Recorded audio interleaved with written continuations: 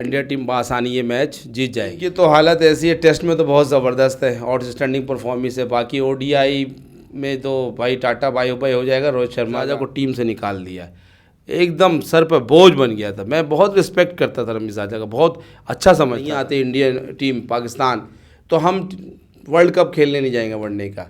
ओ भाई आप किसको चैलेंज कर? इंडियन टीम चाहेगी, इंडियन के मैनेजमेंट चाहेंगे कि भाई तू मत आ। आप देखो, आप पाकिस्तान की हॉकी की टीम ख़त्म हो चुकी है, तो क्या किसी वर्ल्ड को फ़र्क पड़ रहा है? इंडियन की टीम तो खेल रही है फाइनल। अस्सलाम वालेकुम दोस्तों, मैं हूं ज़ीशान, आप देख रहे हैं सोशल ट्यूब। हकीम मोहम्मद नदीम साहब हमारे साथ मौजूद हैं। बात करेंगे, आज पहला दिन था दूसरे टेस्ट मैच का, बांग्लादेश वर्सेस इंडिया। और बज़ाहिर जो है ना एक आसान टारगेट है। अब इंडिया टारगेट के ताक़ुब में है। पहला टेस्ट मैच इंडिया ने जीत लिया है। ओडीआई की सीरीज़ बांग्लादेश ने जीती है और कमबैक हो चुका है इंडिया की जानिब से।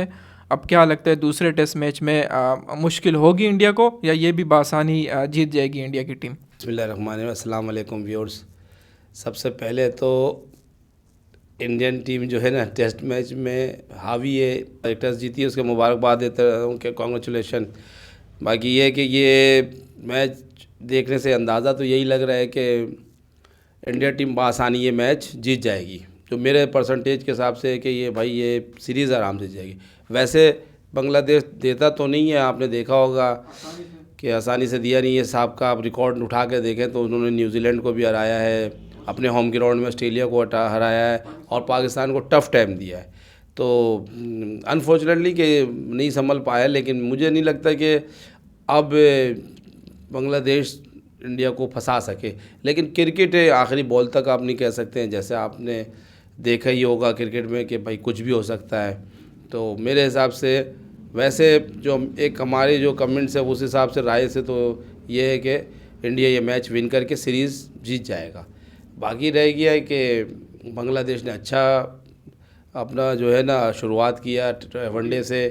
ओडीआई उसने बहुत बेहतरीन खेला, आउटस्टैंडिंग परफॉर्मेंस दिया 2-1 से सीरीज़ जीतने का, और उसे ज़रूरत भी थी। आप उसको देखें, वो एशिया कप में भी एकदम फ्लॉप जा रहे थे और T20 वर्ल्ड कप में भी फ्लॉप थे।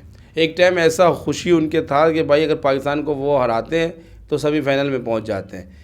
लेकिन मसला ये है कि सेमीफाइनल में तो उस सूरत में पहुंच के भी कुछ नहीं कर सकते थे वो, क्योंकि वहाँ से वो न्यूजीलैंड जो है पाकिस्तानी से प्रेशर लेता है और किसी टीम से नहीं लेता है। तो बाकी ये कि बांग्लादेश भी को भी काफ़ी चीज़ सीखने को मिला है। इंडियन टीम की क्या हालत है इस वक्त? इंडियन टीम की तो हालत ऐसी है, टेस्ट में तो बहुत ज़बरदस्त है और स्टैंडिंग परफॉर्मेंस है। बाकी ओडीआई में तो भाई टाटा बाई बाई हो जाएगा रोहित शर्मा का, क्योंकि और हो भी चुका होगा मुझे तो लगता कि, और आने वाले ओडीआई में मुझे लगता है वर्ल्ड कप में शायद कप्तान उसको रखा जाए शायद, और अगर रह गया तो ये आखिरी वर्ल्ड कप समझ के वो खेले ओडीआई। अब रोहित शर्मा ओडीआई आखिरी समझ के खेले और T20 भी आखिरी समझ के खेले, क्योंकि अब T20 का मुझे नहीं लगता आने वाले साल में शायद उसको कप्तान बनाए। हाँ ये है कि रोहित शर्मा टेस्ट मैच का बेहतरीन टीम का जो है ना प्लेयर है। बाकी प्लेयर तो बहुत अच्छा है और वर्ल्ड क्लास का बैट्समैन है। हम उसके 1-2 मैचों के या 1-2 सीरीज़ के देखिए, बुरा वक्त विराट कोहली किंग कोहली के भी आया और लोग मजाक उड़ाते थे, हंसते थे और सब कहते थे कि भाई बाबर आजम को देखो, बाबर आजम को देखो। आज वही बाबर आजम बिल्कुल लो लिस्ट में आ गया है, यानी कि उसकी कप्तानी में आप उसका देखें तो सबसे बकवास परफॉर्मेंस 2022 में हुआ कि भाई एशिया कप के फाइनल में भी हार गया, T20 के फाइनल में भी हार गया। अब किस तरह पहुंचा वो तो बस एक मौजज़ा हो गया था जो अल्लाह ऊपर से करता है भाई, उस तरीके मौजज़ा से। बाकी एशिया कप का भी उसमें आ रहा, T20 का कप आ रहा, प्लस जो 7 T20। अच्छा एक चीज़ हमें समझ नहीं आता यार, वो जोश वलवला कहाँ गया जो पहले मियादाद इमरान खान में होता था, वसीम अकरम में होता था, कि तुमने मुझे 7 T20 के सीरीज़ में आखिरी में तुमने हराया, कोई बात नहीं, हम तुमसे T20 के वर्ल्ड कप में लेंगे बदला। अब जब T20 के वर्ल्ड कप में फ़ाइनल में मैच में बदला लेने का टाइम था तो वो उस टाइम ऐसा परफॉर्मेंस दिखा दिया कि भाई वो अच्छा बदला T20 का, हम हार गए तो अब हम कहाँ लेना था, चलो हमको टेस्ट में लेना था। वो टेस्ट मैच में क्या होगा पता नहीं, 69, 68, 70 रन पे, एक तो पता नहीं, यही टारगेट 342, 355 का आप इंग्लैंड को देते, वो आपको दिखा देता कि किस तरीके से बनाया जाता है। आपने कहा कि यार पहली बैटिंग करके वो अच्छा कर रहा है तो पहली बैटिंग करके आपको भी दिखाया, आप तो उसमें 250 रन का उसको लीड दे रहे हैं। हर चीज़ में फ्लॉप किया, यहाँ तक कि अंडर 19 के लड़के को उसने खिला दिया, उस पर आप विकेट 4 दे दिए उसको। दूसरी बात, जहाँ तक आपका बैट्समैन टेस्ट का समझ में नहीं आता, टेस्ट खिलाओ तो वो T20 खेलता है, T20 खिलाओ तो टेस्ट खेलता है। एक चीज़ ये समझ नहीं आ रहा। दूसरी बात, बहुत ज़बरदस्त काम किया आज, जो बहुत खुशी महसूस हुई कि रमीज़ राजा को टीम से निकाल दिया। एकदम सर पर बोझ बन गया था। मैं बहुत रिस्पेक्ट करता था रमीज़ राजा का, बहुत अच्छा समझता था, लेकिन उसमें भी अनापरस्त है। मैं आमिर को नहीं खिलाऊंगा तो मैं शर्जील को नहीं खिलाऊंगा तो मैं सरफराज को नहीं खिलाऊंगा, क्यों नहीं खिलाऊंगा। रमीज़ राजा को जो मिसाल के तौर पे निकाला है, उसके मुझे दिल से खुशी हो रही है, इसलिए कि देखिए जब उसको अंदर वो जब आया था तो वाकई हमें लग रहा था कि क्रिकेट बोर्ड्स का क्रिकेट को समझने वाला आ गया, लेकिन उसके अंदर अनापरस्ती आ गया था, वो मैं करने लग गया था। बार बार हम लोगों ने कहा कि देखे भाई, आपने जो टीम को जो अनाउंस किया है वो T20 का समझ में नहीं आ रहा, आप एशिया कप से कुछ सीखो, लेकिन आप एशिया कप से नहीं सीख रहे। उसको आपका जो था T20 में तो आप बोले हम यही लड़का खिलाएंगे। अच्छा, हमने कहा ठीक है यही खिलाओ, लेकिन बाबर आजम को दूसरे तीसरे नंबर कर दो, रिजवान को उससे ओपन कराओ और फ़खर जमान से कराओ। अच्छा, उनके बाद एक अच्छा लड़का था हारिस को भी उन्होंने बाद में खिलाया, लेकिन जो खिलाया बस उसके बाद मुआवजा से हम पहुँच गए। बाकी रमीज़ राजा को सिर्फ निकालने से नहीं चलेगा। नजम सिटी अच्छा लड़वाया है, मिकी आर्थर वगैरह बहुत ज़बरदस्त सिस्टम है, लेकिन अभी आपको पूरा चेंज करना है और उनको चेंज करना जो बाबर आजम की कप्तानी को कह रहे हैं कि भाई हमारा कप्तान यही चाहिए, चाहे वो बड़ा प्लेयर क्यों ना हो, शाहीन शाह अफरीदी का क्यों ना हो। अगर वो कह रहा है कि मुझे बाबर आजम कप्तानी चाहिए, उसको वो as a player, as a bowler, fast bowler, उसको चाहिए कि वो कहे कि कोई भी कप्तान हुआ खेलेंगे। क्या सरफराज कप्तान था, उसको हटा दिया तो बाबर आजम को कप्तानी किया जबकि जूनियर था बाबर आजम, तो क्या आप लोग ने नहीं खेला? ऐसा नहीं करें, ऐसा साबित करें। आप खेलने के लिए आए, पीसीबी से आप वो नहीं करें। ऐसा ना हो कि पीसीबी आप सबको निकाल दे और आपका कैरियर को ख़त्म कर दे, तो इसके बाद आपका यही हाल हो जाएगा फिर। और दूसरी बात यह है कि इंडियन टीम की जो है आउटस्टैंडिंग परफॉर्मेंस है टेस्ट मैच में, तो टेस्ट मैच की सीरीज़ तो मुझे जो नज़र आ रहा है कि इंडियन टीम आसानी से जीत जाएगा। रमीज़ राजा की आपने बात की और रमीज़ राजा आप इस बात पर डटे हुए थे कि एशिया कप में जो है ना, अगर इंडिया पाकिस्तान नहीं आता है तो फिर पाकिस्तान को भी नहीं जाना चाहिए वर्ल्ड कप के लिए। तो अब नजम सिटी के आने के बाद आपको क्या लगता है, मामला तब कुछ मुख्तलिफ होंगे या रमीज़ राजा के होते हुए भी जो है ना कुछ नहीं हो सकता था और अब भी कुछ नहीं हो सकता?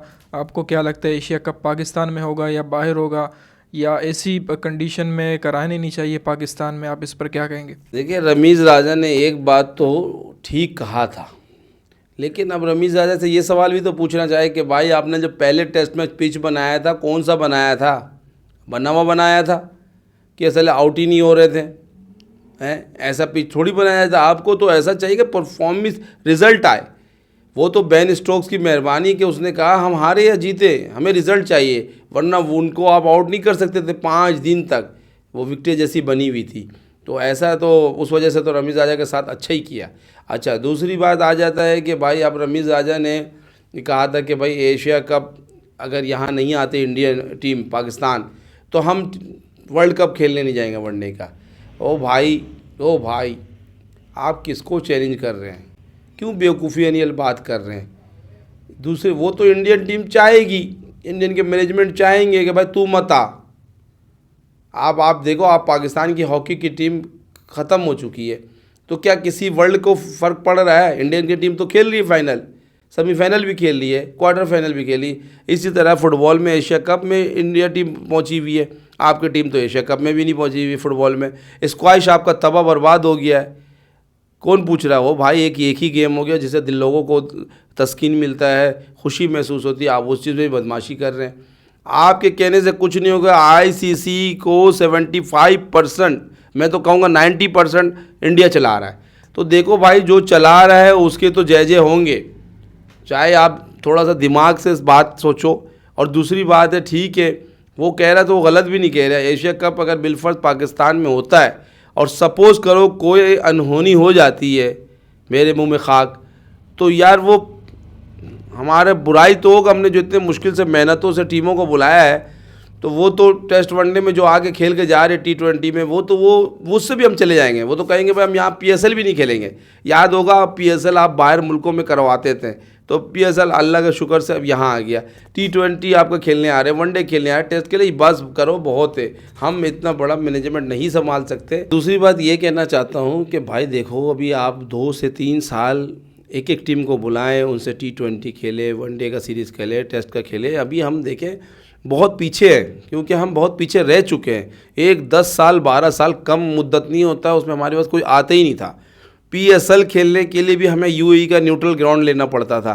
तो आप देखें अब एक खुशी से इंग्लैंड हो गया, न्यूजीलैंड हो गया, ऑस्ट्रेलिया हो गया, आ रही है, तो ये खुशाइन बात है। एकदम आम खाने का चक्कर में नहीं रहो, आराम से ठंडा करके, अब चाय पीते हो तो ठंडा करके पियो, ऐसा ना हो कि मुंह जल जाए। अब ये रमीज़ आजा के गलत फैसलों के वजह से भी वो अब ये कह रहे कि हम वनडे में नहीं खेलेंगे वर्ल्ड कप। ये कौन सी बात है? और तुम नहीं खेलोगे फ़र्क नहीं पड़ेगा, क्योंकि तुम्हारी टीम को तो कोई कुछ समझता ही नहीं है। कौन समझता है? आप मुझसे से पहुंच जाते हो फाइनल में, आप उसमें भी आप वो कर देते हो, एशिया कप में आप पहुंच जाते हो, फिर हार जाते हो। यार फाइनल में पहुंचना बहादुरी नहीं है, फाइनल में कप उठाना है। रमीज़ा, मैंने इन लड़कों को बोला था कप उठा लेता तो आज शेर का बच्चा बना होता, लेकिन मैं पहले ही कह रहा था कि ये लोग जो है बेकार खेल लें और इन लड़कों को निकाला जाए। अच्छा, अब ये जो है ना, जिस तरीके से आप कह रहे हैं, मेरे हिसाब से पाकिस्तानी क्रिकेट टीम को चाहिए कि वर्ल्ड कप खेले वनडे में इंडिया में जाके, और पाकिस्तान क्रिकेट बोर्ड को भी ये फैसला करना होगा कि भाई हम खेलने जाएंगे। अब रह गया एशिया कप, कोई बात नहीं है, न्यूट्रल वेन्यू में करा दे भाई। हम पहले भी दुबई में खेलते थे, शारजा में खेलते थे, कोई मसला नहीं है, क्योंकि इतने बड़े टीमों को संभालना कोई आसान काम नहीं है। एशिया कप में भी कम से कम 6 या 9 टीम मेरे ख्याल से होंगी। अब वो अच्छा, आप जो आप कह रहे कि हम एशिया कप यहीं कराएंगे, यही कराएंगे, अबे भाई ये आपका अफगानिस्तान नहीं आएगा क्योंकि वो इंडिया को मानता है। उसी तरीके से आपका बांग्लादेश नहीं आएगा, वो भी इंडिया को मानता है। श्रीलंका जो है आपको थोड़ा बहुत फेवर करेगा, लेकिन वो भी जब देखेगा तो इंडिया के पास हो जाएगा, गोद में चले जाएगा। तो आप अकेला खेलेंगे क्या? तो मेरे कहने का मकसद है कि देखिए, आप इस चीज़ को इशू ना बनाएं। असल आपका फोकस होना चाहिए वनडे वर्ल्ड कप। अब वनडे के वर्ल्ड कप जो है ना, उसमें आपको जीतना है। आप उनके होम ग्राउंड में जाके उनको पछाड़ दें तो ये होगी बात, और कप लेके वहाँ से आए तो मज़ा अलग है। अब ये नहीं कि हम नहीं जाएंगे और हम एशिया कप नहीं खेलेंगे। ओ भाई, हम एशिया कप जीत के कौन सा लेके आ गए? ये तो बस आवाम की दुआएं हैं। निशान भाई भी दुआ कर रहे थे, हम भी दुआ कर रहे थे, जो हमारे लग रहे थे, और ये मुआवजा से पहुँचा हमारी टीम के अंदर। तो मेरे हिसाब से अभी देखो, टेस्ट चैम्पियनशिप में हम आगे चले जाते। अब हम टेस्ट चैम्पियनशिप क्या खेलेंगे? वो क्या तुम्हारी औकात है? तुम भाई T20 और T10 खेलो, अब हम तो वनडे से ही बाहर होने वाले हैं।